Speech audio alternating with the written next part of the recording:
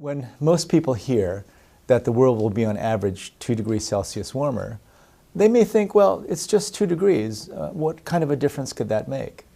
What the scientists have taught us is that in a 2 degrees Celsius warmer world, the Earth will have fundamentally changed. The way that the Earth processes water will have changed, and so we'll have droughts that will be devastating. We'll have floods that will put cities in danger.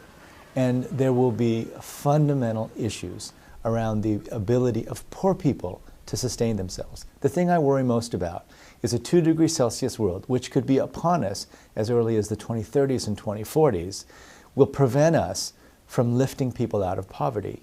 And our goal of ending poverty by 2030 will be out of reach.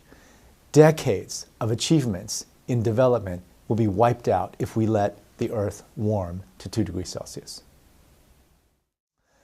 I'm very concerned about the impact of a 2 degrees Celsius warmer world on Africa.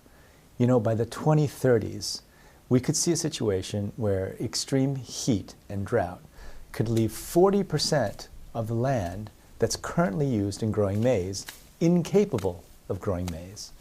Furthermore, the extreme heat is going to destroy the savanna grasslands that are supporting pastoral livelihoods. If we are to have any hope of ending poverty, we have to make progress in Africa. If we don't do something about climate change mitigation, we are going to have a very difficult time ending poverty in the world and ending poverty in Africa. In South Asia, shifting rain patterns can leave some cities underwater and others without enough water for power generation, agriculture, and even for drinking. You know, the extreme flooding that affected Pakistan in 2010, that affected 20 million people, could become commonplace. Shifting rain patterns with drought and flooding in India could once again put millions and millions of people at risk for famine. You know, South Asia is the cornerstone of our effort at ending poverty. If we don't take action now, we'll never reach our goal, and the impact in South Asia will be devastating. In Southeast Asia, we're very worried that rural livelihoods will be threatened as sea levels rise, tropical cyclones increase in intensity, and marine ecosystems are lost. You know, we think that cities, Bangkok, Ho Chi Minh City, Jakarta, and Manila will be especially threatened by the rising sea levels. There are some estimates that the fisheries, for example, around the Philippines could be reduced by as much as 50%. With the loss of the coral reefs, tourism will go down. In Southeast Asia, the impact of climate change will be severe and it will be felt throughout the Southeast Asian economy. We have to take action now to mitigate climate change. You know, in this report, we wanted to make clear that a 2 degrees Celsius warmer world would be a disaster that we have to avoid. The good news is there are things we can do right now. Two things that will require a lot of political will and collaboration among nations is, one, a stable price on carbon, and two, the removal of fuel subsidies. We need to do it. It will be difficult, require political will, but it must be done.